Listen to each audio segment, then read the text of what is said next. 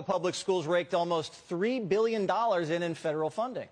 3 years ago, the teachers union refused to go back to work, even though they got $100 million to reopen the schools. And at the time, I predicted that the money would be pocketed. Watch. Not surprisingly, the numbers don't add up. There's millions of dollars missing. I honestly think they're stealing. And I don't know how many times I have to say this. I should have said it more, because you guessed it, $23 million just went missing. 77,000 laptops, iPads, and printers have disappeared. They found a couple, but where'd the rest go?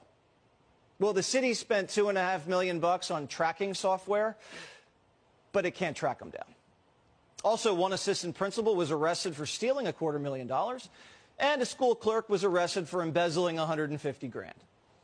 The test scores went down, and the money went poof. What's the president of the Chicago's Teachers Union going to say? Well, it's been reported that Stacey Davis Gates refuses to conduct an audit, and she won't even send her kid to public school. Her son's at private. The Illinois Policy Institute's Austin Berg joins us now. I have a feeling we're going to find a lot more missing money and laptops, aren't we? Well, you wouldn't be surprised after we saw what the reaction from the Chicago School Board was today, which was a deafening silence. And your viewers might be wondering why that is. Well, who appoints the school board in Chicago? That is the mayor, Chicago Mayor Brandon Johnson. Who does Chicago Mayor Brandon Johnson report to? Well, that would be the president of the Chicago Teachers Union, who you mentioned, his former employer and indeed his largest financial backer for his campaign.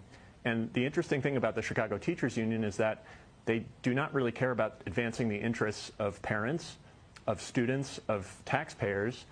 They care, or really even teachers, they care about advancing their own political power. So it is not surprising when those people are put in a governance position that things like this happen. So $23 million went missing, and they don't want to do any more audits. They haven't done any for 4 years? The Chicago Teachers Union, by its own bylaws, says that it must produce an audit for its members every year. And this is why I say that this union does not represent the interest of teachers, because teachers have submitted more than a dozen formal requests to see the books of the Chicago Teachers Union, and they have been failed again and again. They have not produced an audit in 4 years. The Chicago Teachers Union is an organization that takes $35 million a year from teachers. Just 17 cents of every dollar, according to Illinois Policy Institute research, actually goes to representing teachers. Oh, so the rest of it either gets embezzled or gets plowed back into the pockets of politicians. That's the game, right? Administration, leadership priorities, and yes, politics, millions and millions of dollars in politics.